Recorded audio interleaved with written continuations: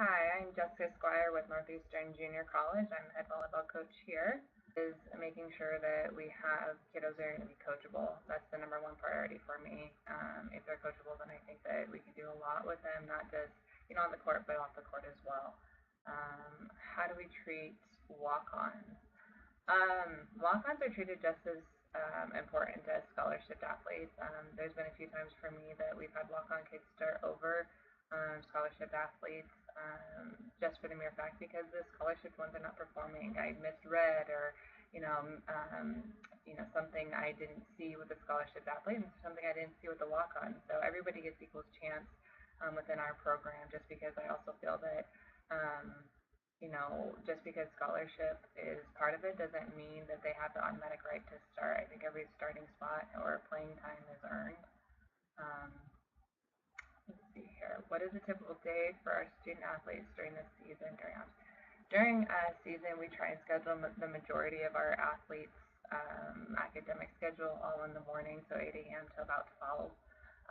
There are some times that they do have some evening classes once a week, and we try and get those on days that we don't typically have games, which would probably be like a Monday night, because we do play some games on Wednesdays, and Tuesdays and Thursdays. So then after their class is done, they go eat, and then they come to practice around 1, and we're done about 3:10, and then some days we're going to do conditioning, some days we do weights. The day before games, we just do, a stretching session. And then in the evening and maybe late afternoon, they do have their own time. Sometimes we do have study hall, just depending on how their grade checks are going that week. In the off season, we do individuals. Per NJCA rules, we can only have 8 hours of contact with the girls volleyball wise. So we do individuals, we do conditioning, we do weights, and then typically after our spring break, we do move into team practices and stop individuals because we do have spring tournaments that we go to. We kind of need to practice a little bit together before we go and compete.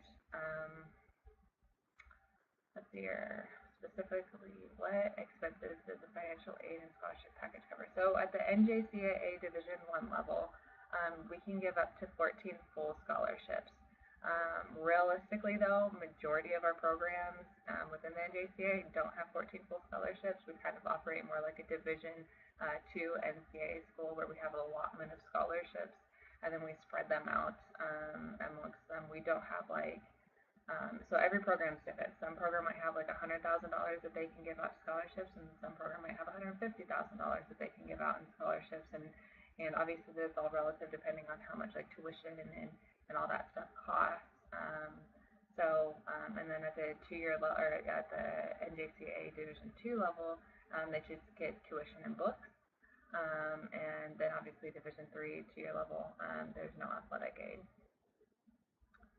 What are the housing arrangements for athletes in college? I think every program is going to have their own set philosophies. Over the last 6-7 years that I've been here at Northeastern, my biggest philosophy is that athletes need to room with athletes, and they typically need to room with ones that kind of fall in the same line of like when their sports are. So, majority of our girls, if they can't room with another volleyball player, they're going to room with probably like a women's soccer player, just because the schedules are similar. Just when the competitions are, what spring is like for them. Something else that we do is we don't room same position with each other. I think that can. There's so much competition going on anyway on the team. You don't need to create even more competition with them being roommates. So we might pair up like a middle with a DS or a setter with an outside or something like that. So, that's a little bit of our philosophy when it comes to athletes, in our housing arrangements.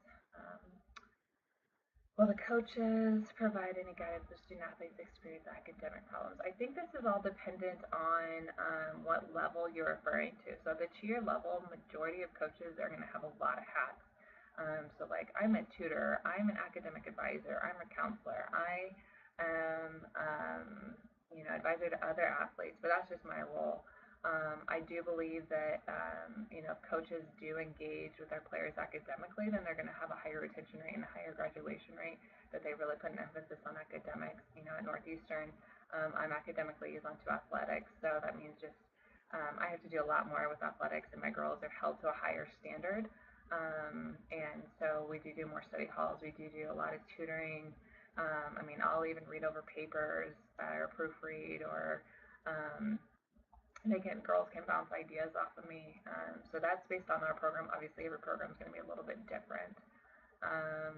What conditions are used to determine retention of the financially? So for me, it's mostly academic and then staying out of trouble. I think that it's not necessarily the athlete's fault if their talent level isn't quite there, or they're not as coachable as I thought they were. That, why am I punishing them? But my job also isn't dependent on whether I win or lose.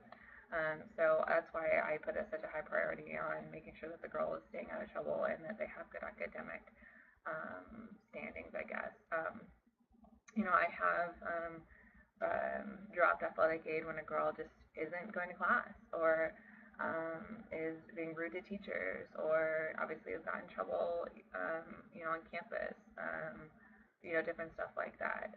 The only time that I do probably wouldn't retain an athlete is maybe an international one that isn't performing to the level that I need to, just because those kids require such a higher standard of scholarship.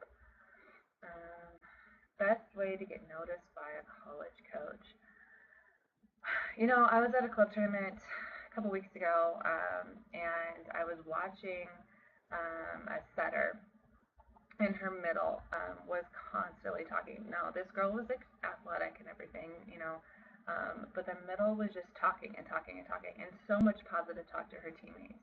And it made me notice her, and that was something that I really wanted on my team, that I want somebody that's going to talk and have that positive talk that's going to be contagious. And her positive talk actually made her team better. When she wasn't on the court, she was still talking, but she didn't have the same effect because she wasn't on the court. Was she the most athletic middle I'd ever seen? No.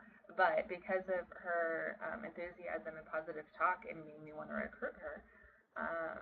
When it comes to emails, I prefer any like a skills link of like 3 to 5 minutes, and then just tell me a little bit about yourself. I don't need a 5-page email or 5-paragraph email.